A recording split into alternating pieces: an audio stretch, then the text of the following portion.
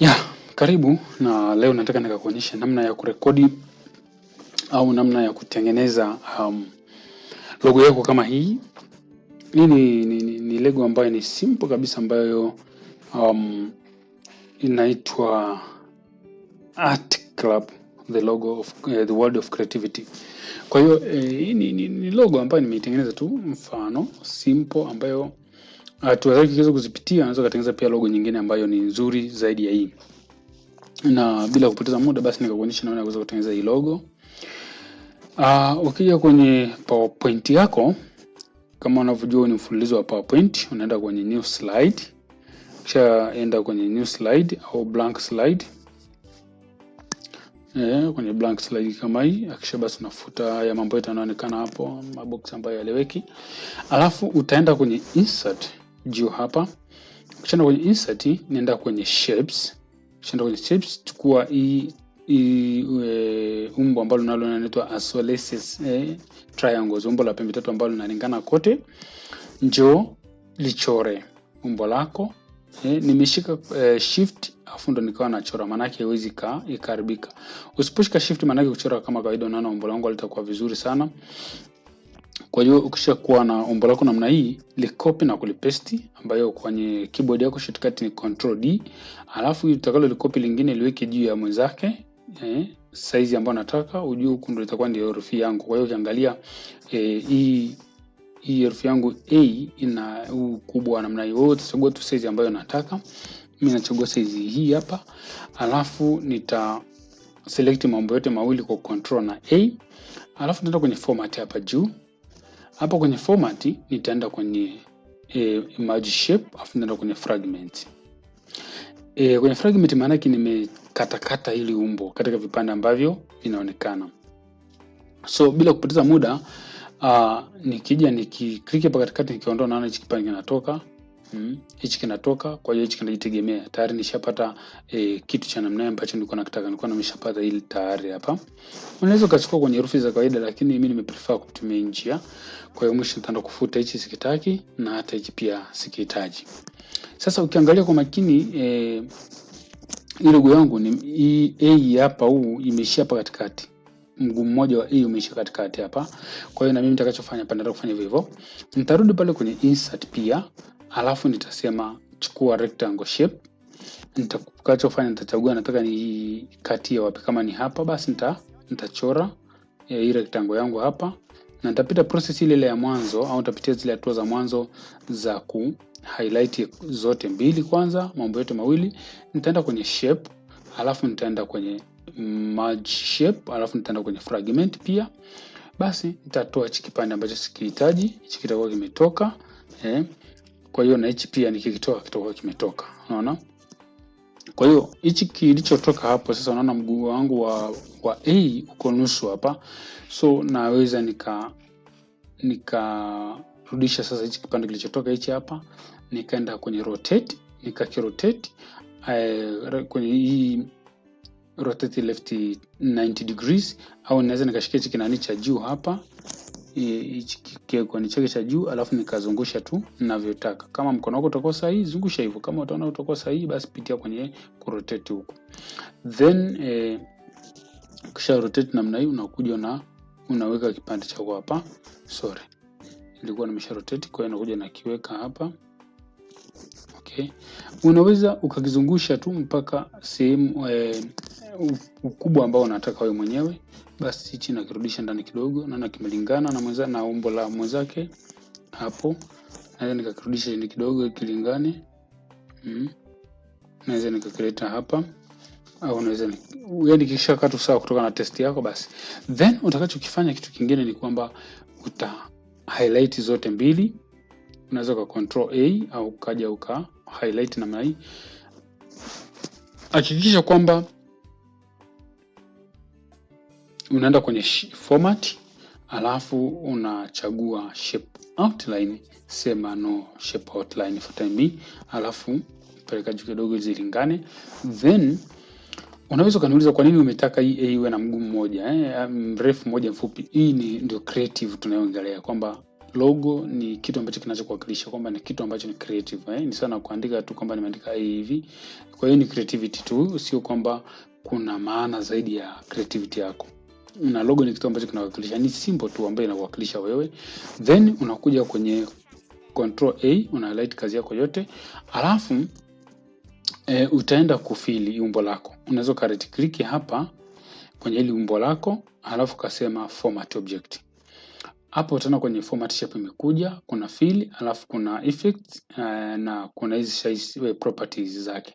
Kwa hiyo ukienda kwenye fill hapa, utaenda kuchagua fill gradient fill, na unaona kwamba nilikuwa nimeshaweka gradient hapa, kwa hiyo zimeshakuja tayari, lakini unaweza kubadilisha. Ukitaka kubadilisha, itakapokuja vyovyote vile utatumia hivi position color pointer, na utakachofanya utachukua tu moja, utaklik ya kwanza, utaenda hapa kwenye color, unaona chini ya color hapa unachagua jinsi ya kufili. Wewe mwenyewe ndo utakayechagua rangi unayopenda na kadhalika. Kwa hiyo kama mimi napenda labda hii ya gold, nakuja naiweka, nachagua nyingine tena hapa, nataka iwe huku mwisho, iwe hapa katikati namna hii, unaona. Naweza click hapa nikasema basi iwe hii gold hapa. Tuachane na hiyo umbo lingine, au naweza nikaweka hivi, sawa. Jambo la msingi ni wewe mwenyewe kuchagua color ambayo unaipenda au rangi ambayo unaipenda. Hapa nakuja najaza hivi. So chagua kutokana na test yako wewe mwenyewe. Inaweza nikarudisha katikati, ni wewe tu utakavyokuwa umeweka umbo lako.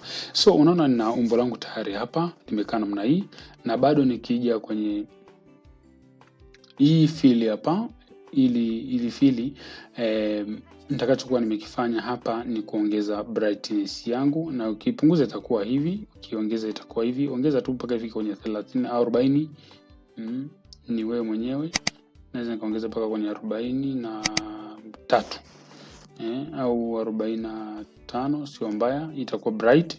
Then ulichogundua ni kwamba kwenye hii color hapa ambayo nimefill kwenye gradient, nimehakikisha kwamba ipo kwenye radio. Kwa hiyo kama utaamua utaweza kuweka ikiwa kwenye rectangle ni sawa, kwenye linear ni sawa, lakini mimi nimechagua radio, yani kama duara fulani. Kwa hiyo mwisho wa siku chagua direction iwe ni duara. Ukichagua direction ya namna hii, ni wewe mwenyewe, unaona effects zinabadilika badilika, si up to you. So nenda kwenye effects, na kwenye effect hapa nataka uende kwenye shadow. Hapo kwenye shadow tunacheza na kivuli, yani tunataka tuwekee ile umbo letu kivuli. Hata hii nafikiri nimeweka kivuli pia, kuna kivuli hapa. Kwa hiyo ukija kwenye shadow, kwenye shadow hapa, basi nenda kwenye size of shadow. Moja kwa moja tu itakupa shadow ambayo ipo, naona itakupa shadow ambayo ipo nyuma yake. Naona hii shadow ambayo inaonekana iko namna hii nyuma yake, unaweza kaichagua, ni creativity yako unayotaka. Lakini mimi nitakachofanya nitachagua size ya shadow ambayo nimeipa 65, alafu nitaenda kwenye present shadow, nitachagua ya chini. Naona kuna hizi, chagua shadow ambayo wewe mwenyewe unaiona unaipenda. So ni uamuzi wako, hizi zinakuaga ni wewe mwenyewe, na kuchagua hizi shadow ni wewe mwenyewe. Hakuna atakaye kuambia fanya nini au fanya hicho au fanya kile, no. Shadow ni wewe mwenyewe unachagua. Kwa hiyo ukishachagua shadow yako namna hii ambayo unapenda, maana ni kivuli nataka kai wapi, ni wewe mwenyewe tu. Then utakachofanya kwenye hii shadow, unaweza kuchagua color of your shadow, alafu hakikisha kwamba unachagua distance ya shadow. Unaona nataka ikae wapi, unaona mimi nimechagua imekaa namna hii. Very good. Nimeitoa ile shadow, nimetoa ile present, nimeweka kwenye present mimi, alafu nikachagua distance. Kwa hiyo unachagua tu shadow yako namna hii. Ukishachagua shadow yako namna hii, unachagua yengo ya hiyo shadow unataka ikae wapi, ikae chini, ikae kulia, ikae wapi. Ni wewe mwenyewe utakavyoamua na creativity yako, na ni wewe mwenyewe utakavyoona.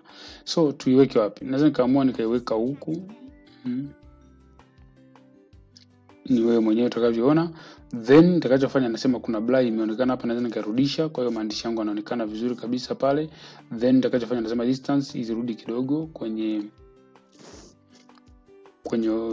umbo halisia. Alafu nitakachofanya naweza nikaacha hivi. Vile vile unaweza kaamua utaweka size wewe mwenyewe unaiona kwamba is more closer to your umbo lako, yani mwenyewe tengeneza kivuli ambacho unaona kwa kweli kinafaa. Sorry, samahani, hapa kuna kitu sijafanya vizuri. Okay, utakuja kwenye size yako, tengeneza size yako unavyoona, distance yako unavyoona, na yengo yako unavyoona.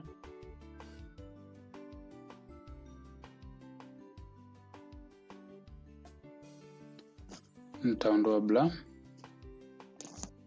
nitaifanya iwe more black, au nikitaka naweza nikifanya kuwa more transparent. Ni mimi mwenyewe, nategemeana na mimi nitakachoamua au test yangu nitakachoamua. Kwenye umbo la chini huko nilikuwa nimeweka shadow iko hapa chini, sijaweka kama hii. Okay, nitakachofanya basi naenda na click tena na highlight kazi yangu yote, na hizo nika click Ctrl G kuifanya kuwa kazi moja. Kwa hiyo naenda hapo kwenye effects, narudi kwenye format 3D format, alafu na click kwenye ya kwanza kabisa ambapo kuna top bevel. Nitakachofanya na click hapa, alafu naenda kwenye angle na click pale. Unaona umbo langu lilipokuwa. Nitakachofanya basi naongeza width ya hii angle yangu niliyochagua, nitaweka mpaka kwenye 15. Yes, unaona nikizoom karibu ndio unaona kinachotokea. Kwa hiyo nikimaliza naenda kwenye height, naweza nikaweka pia 15, na unaona light pia inabadilika na kuwa more dark. Then nitakachofanya nakuja kwenye bottom na achana napo, kwenye depth na achana napo, nakuja kwenye contour naweka rangi ya pembeni, yani rangi ya kijani. Mimi nimekuwa nimechagua mwanzoni huku. Hapa pia naweza nikatumia kijani vile vile. Wewe chagua ile ambayo mwenyewe unaipenda. Kwa hiyo niko chini ya contour, alafu nachagua rangi ambayo unaipenda. Unaweza kutumia hata blue this time round. Alafu unaiongeza sasa, unaiongeza hiyo rangi unavyotaka wewe mwenyewe iwe. Kinachotokea ni wewe mwenyewe. Unaona rangi imekuwa vizuri, lakini sasa kile kivuli cha nyuma kule hakijatokea vizuri. Kwa hiyo naweza nikarudi kwenye shadow, nikasema ngoja ni reduce the transparency ya shadow. Shadow.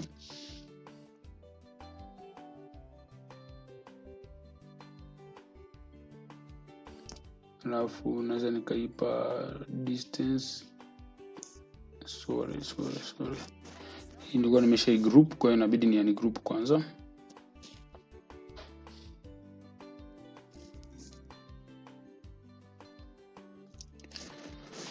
Na highlight. Napunguza shadow yangu kabisa.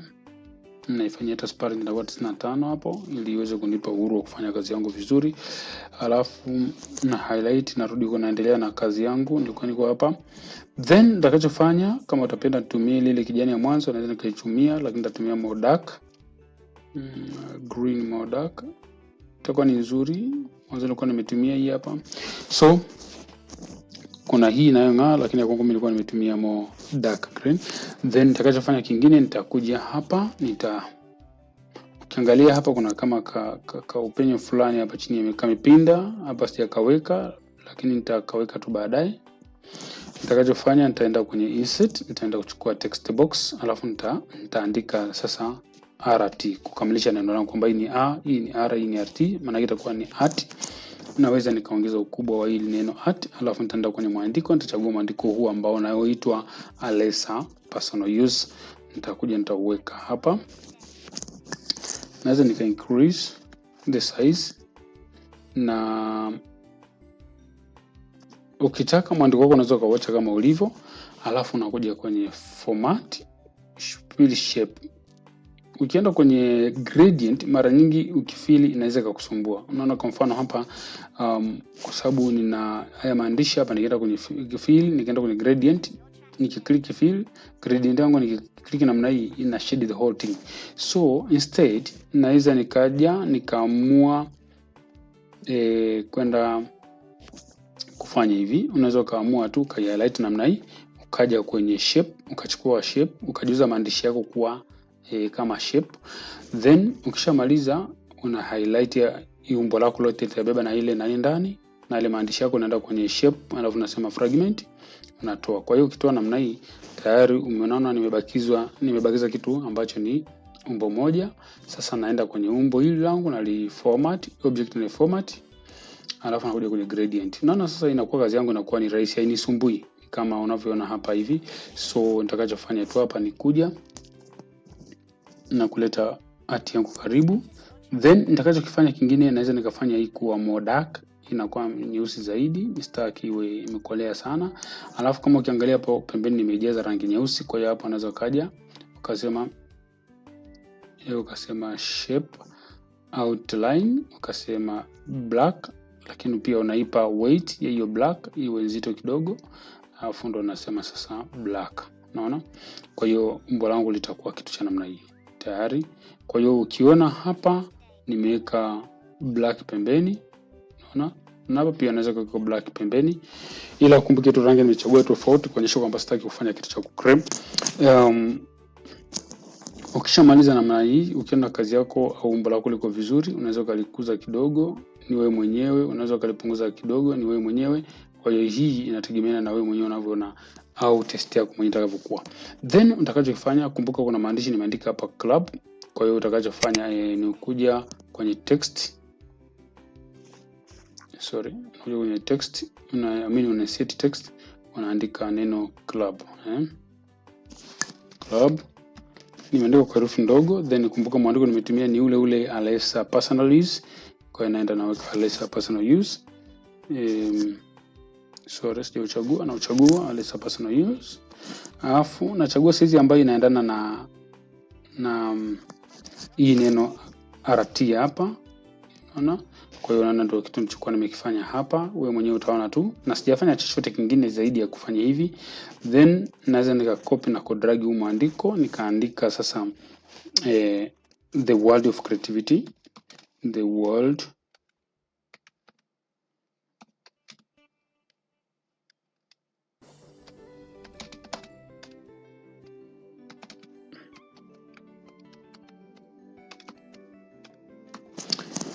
okay. Ukishachagua namna hii mwandiko sasa hapa nabadilisha, na nitachagua mwandiko unaitwa Vivaldi.